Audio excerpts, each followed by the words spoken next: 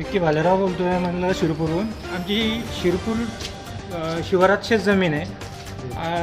आम्ही आज 5 महिने झाले तहसीलदाराला अर्ज दिलेला आहे. अजून काही त्या अर्जावर दखल झालेली नाही. त्यांनी अर्ज दिलेला आहे भूमी अभिलेखवाल्याला. भूमी अभिलेखाला जाऊन भेटलो आहे. ते त्या गोष्टीचा टाळाटाळ करत आहे.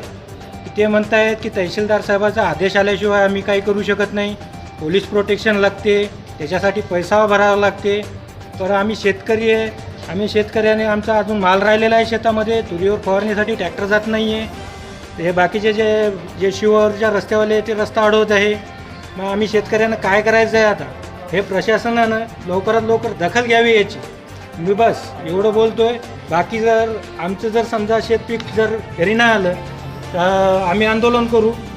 नाही तर काही शेतकऱ्याला जीव देण्याची पाळी आलेली आहे. कारण लोकांचा शेतामध्ये माल राहिलेला आहे अजून. तरी तहसीलदार साहेबांनी लवकरात लवकर या गोष्टीची अंमलबजावणी करावी आणि आमचा शिवाचा रस्ता मोकळा करून द्यावा. एवढीच तहसीलदार साहेबाला आमची विनंती आहे.